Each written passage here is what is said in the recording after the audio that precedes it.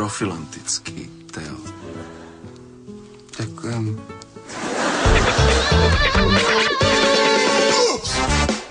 Ich druhé meno je zákon.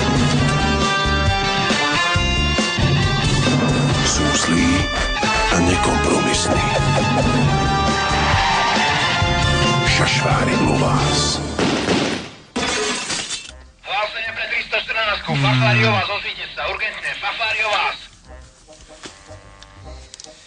Kujva pijem, aj naučte sa ty naše mená pojadné. Čo je na tom také ťažké meno Šašvári? Fafári, no. Fašvári o vás. No, Lovás. Alebo keď to nevieš povedať, tak povedz tango a kýž, ako nám hovoria ostatní, kujva. Rozumiem, Fafári. Kujva pijem a ja som Jovás. Rozumiem, kód 4, líška je na mieste. Co? Jaká iška? Informátor hlásil, že na Bajkalske máte blchu vo vreci, kód 4. Co máme vo vrefi? Jakú bochu vo veci? Kocúr v komíne, opakujem, kocúr v komíne. Kujva pijem, ale boh ta opatuj, keď sa vrátime na stanicu za tieto tvoje fojky. Jaký kocúr? Kto má kocúra? Čo za kocúr? Nebo sa my ty vytepeme kocúra. Kocúr. Familia mia. Zišli sme sa tu, aby sme prerokovali istú delikátnu záležitosť, padre. È molto importante, ma... Idú po nás Grimaldiovci. Myslia si, že sme nechali odpraviť Di Stefana a že sme práskli denára. Nasadili na nás najlepšieho muža, Marka Čističa.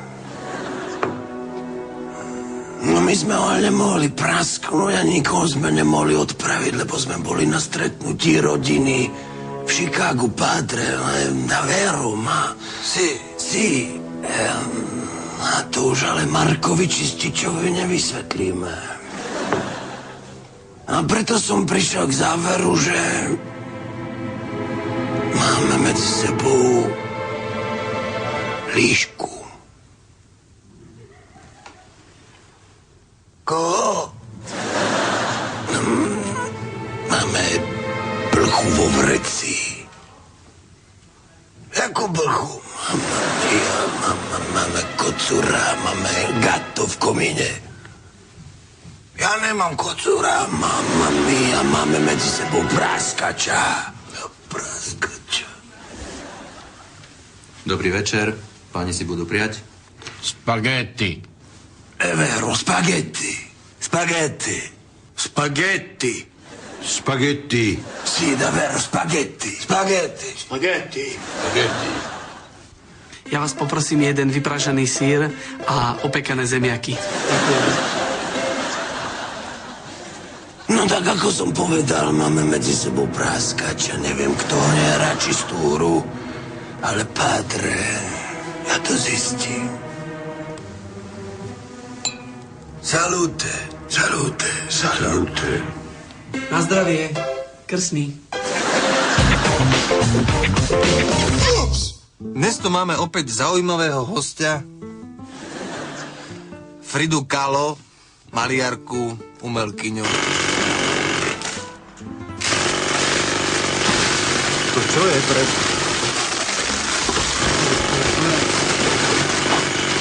Boha! Oj, čo tu robíte? Čo vy tu robíte? Hárambo, nie? Som stratil žilu. Čo, ale vy ste sa prekopal do rádia, ste vy normálni? Zaujímavé, vy ste sa prekopali do rádia. Sa mi zdalo, že volá ako dlho, Hárambo, a? Už aj mlieko mi skyslo. Však som začal volať kedy v marci. No, tak to už fárate pekný mesiac. To je zaujímavé, to už fárate asi mesiac. A ty čo si sa zasekla? Cecok ti trčí.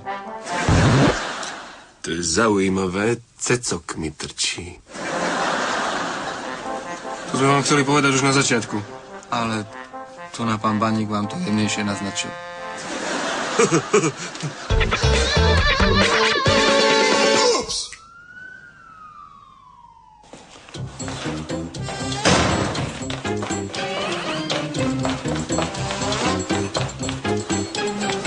Prepačte!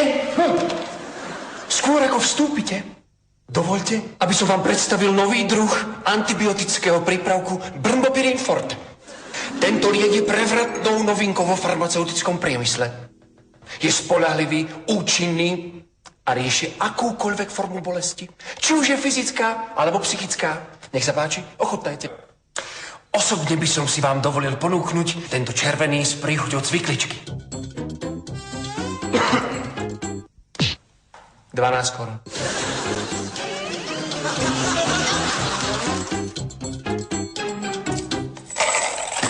Nech sa páči.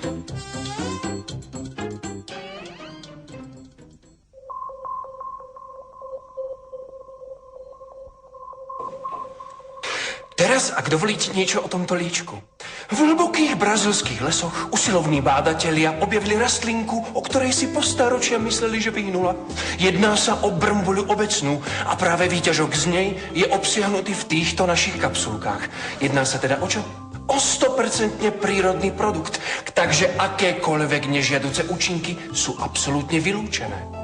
A ak by sa aj nejaké nežiaduce účinky dostavili, bude sa jednať iba o drobné zčervenanie kože s následným jemným svrbením. To môže prepuknúť síce do menších vyrážok až vriedkov. A občas sme zaznamenali naozaj pravdou u niektorých pacientov, že strácali rovnováhu, strácali motoriku, strácali sluch.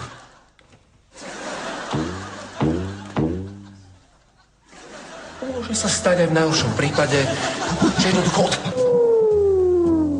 No a niektorí pacienti začali strácať vlasy. Priam im vypadávali. No a najhoršie je, keď liek postihne celkovú nervovú sústavu, ale naozaj je to veľmi ojedinelé.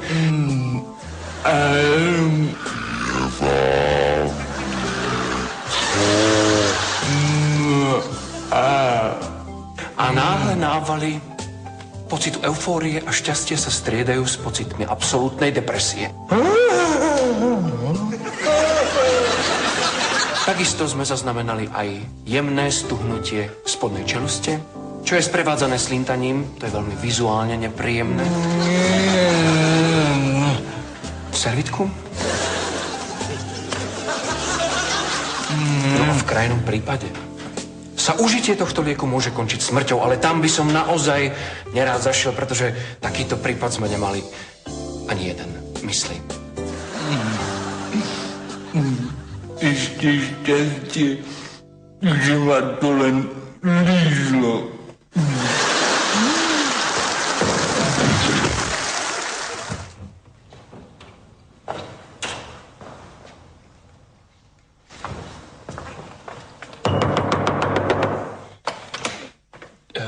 Sestrička, máte tu pacienta. No.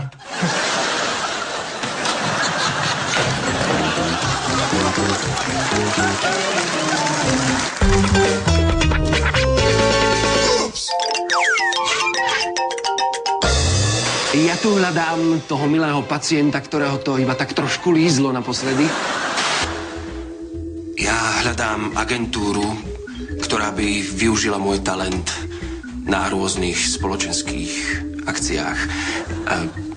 Predvediem malú ukážku.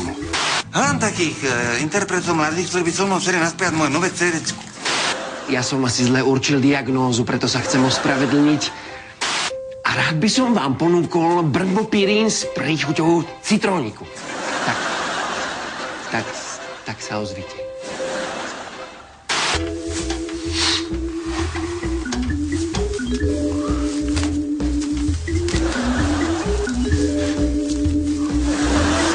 Mám takú ideu.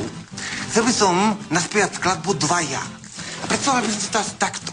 992, 993, 995. Tyšič. Ahoj. Moje meno je Maria. Som zdravotná sestra a ja dám si prácu. dajme tomu si, že hľadám niekoho, kto ma zoznámil, dajme tomu s Rytmusom alebo s Ivanom T. A s tými by sme spolu naspievali, ja by som spieval, ako to by som spieval, ako by som spieval dvaja. Do toho by si horela, horela. A ja by som potom spieval, a Rytmus by si do toho temerav.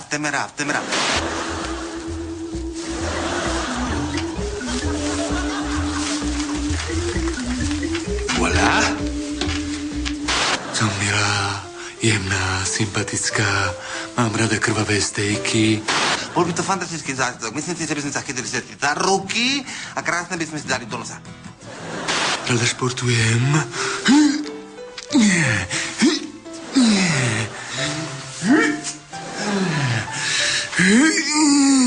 Neviem, či to na mne vidieť, ale malo by.